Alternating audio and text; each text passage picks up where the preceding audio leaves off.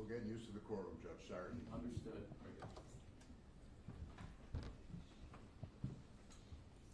Now, this is the matter of the people against Christopher Walrath, indictment 25035, calendared for possible disposition here this morning. I do have a number of requests from local news media to cover today's proceedings. Any objection, counsel? No objection, Judge. Thank you, Mr. Fitzpatrick. No, Your Honor. And the court will permit the same. As I said, the matter is calendared today. It's the court's understanding that the parties may now have arrived in an agreed upon disposition. And I'll just begin by noting it's my understanding further, Mr. Fitzpatrick, that this disposition's been arrived at after you have considered the various levels of culpability of the co-defendants involved in this case, and you believe the proposed disposition is appropriate for this specific defendant's level of culpability, and further that this offer has been extended only after consultation with and having received agreement from the victim's family. Do I have that right? You have everything correct, Your Honor. All right. So let me state my complete understanding of the proposal then. That is that the defendant would be pleading guilty to count 2 of the indictment that charges the felony offense of manslaughter in the first degree, and the agreed upon sentence would then be 15 years in state prison along with 5 years post-release supervision, a waiver of appeal, and mandatory state surcharges, and that would satisfy the remaining count contained in this indictment. Is that the people's understanding? Yes, Your Honor. Mr. Cafruti, that's your understanding? Yes, it is, Your Honor. Mr. Walrath, is that your understanding of the proposal to resolve these charges, and is that what you want to do here today? Yes, sir. Please raise your right hand. Sir, do you now swear to tell the truth, the whole truth, nothing but the truth, so help you God? Yes. You may put your hand up. Mr. Walrath, I'm going to ask you some questions now, and these are to help me decide if I can accept your plea or not. So if at any time you do not hear a question, you do not understand, or you need a moment to stop and speak further with your attorney, then you have to let me know that, okay?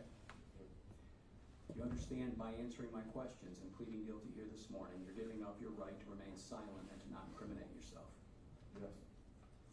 Have you spoken with your attorney about your case, about pleading guilty, and thereby waiving your right to have a trial? Yes. Are you satisfied with the services of your attorney? Yes. Have you had enough time now to speak with your attorney about your case? Yes. The charge you are to plead guilty to pursuant to this agreement is count 2 of this indictment. It charges you with the felony offense of manslaughter in the first degree. That is in violation of Penal Law Sections 125.20, Subdivision 1, and also 20.00, as you are charged under an accomplice liability theory. It's alleged here that on or about the 9th day of December 2024, while you were here in the County of Oneida, in the town of Marcy, you, along with your co-defendants, acting in concert with each other, being corrections officers, and intending to cause serious physical injury to another person, you did cause the death of that person, that being that you, along with your co-defendants, participated in multiple beatings of incarcerated individual Robert Brooks, which ultimately resulted in that individual's death. Do you admit that all to be true? Yes. Mr. Fitzpatrick, did you want anything further for the elocution? A few series of questions with the court's permission. You may go right ahead. Mr. Walrath, you were assigned to work in the Arsenal area of Marcy Correctional Facility on December the 9th, 2024, is that correct? Yes.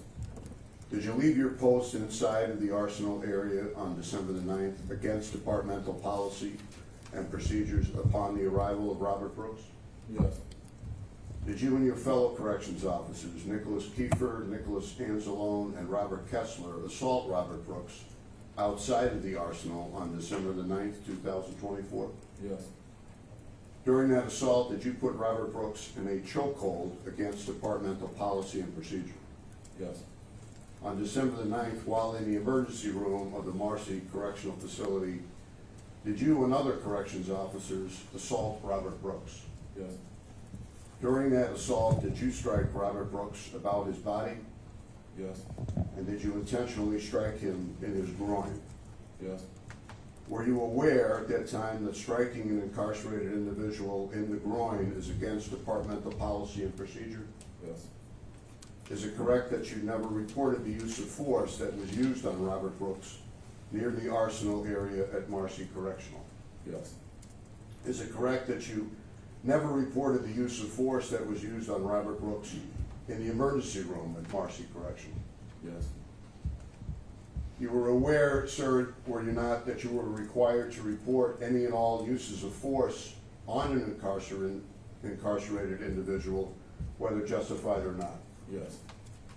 And nevertheless, you lied about the use of force used on Robert Brooks on December the 9th, 2024.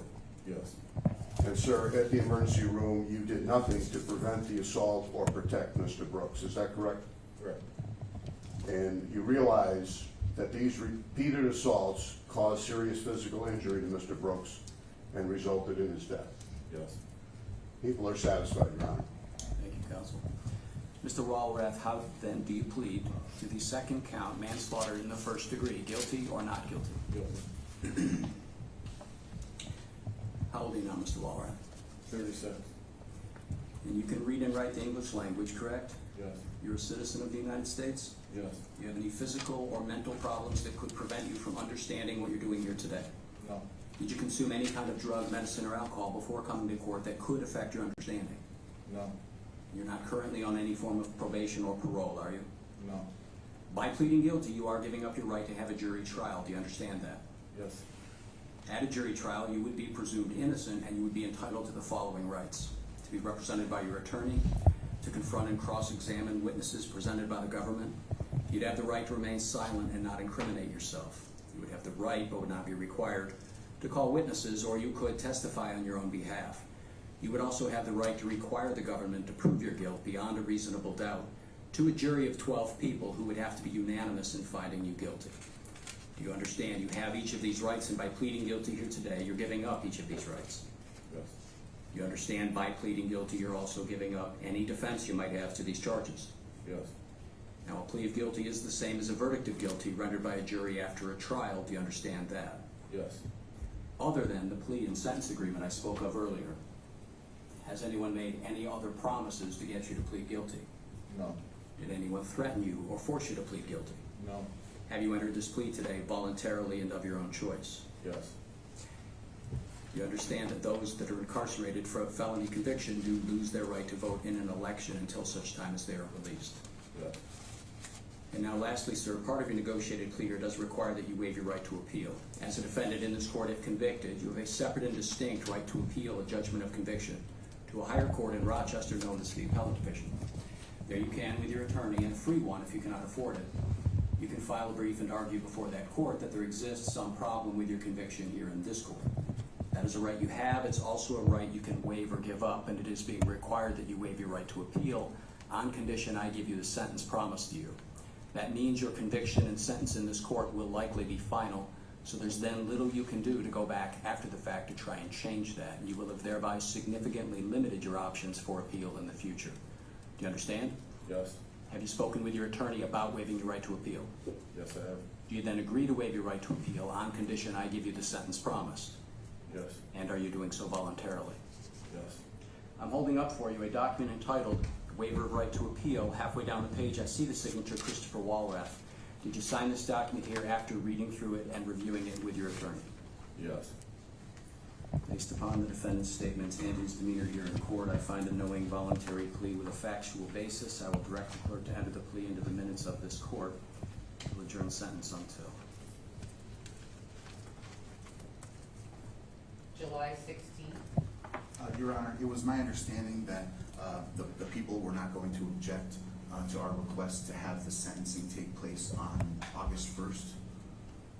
I know you did need that little bit. You don't have any objection to going out that? No, August 1st is a Friday, Judge. I don't know if counsel prefers August 4th, which is a Monday. And we have no objection to him remaining out, getting his affairs in order, and I've also discussed that with the family. We appreciate that, and we would prefer the 4th. All right, then, August 4th at 9:30 a.m. for sentencing, and you're gonna remain out on the bond that you posted, Mr. Walrath, but that's going to be with some conditions attached as part of our plea agreement here. Condition 1 is you do have to meet and cooperate truthfully with the probation department as they prepare your pre-sentence investigation. Condition 2, you have to come back here to court on any date you're required to be here. As of right now, you know that's August 4th at 9:30 in the morning to be sentenced. The third condition is you must commit no offenses. There are to be no new arrests of any kind between now and the time of your sentencing. Do you understand each of those conditions? Yes. If you fail to abide by one or more of those conditions, I would not be bound by the sentence agreement. I would not permit you to withdraw your plea, and I would be authorized to sentence you to any term our law permits. You understand that? Yes. You can speak with probation on your way out regarding setting up your PSI. I'll see you back here August 4th. Anything further from either side? No, Your Honor, thank you very much. Thank you, counsel. No, thank you, Your Honor. Thank you.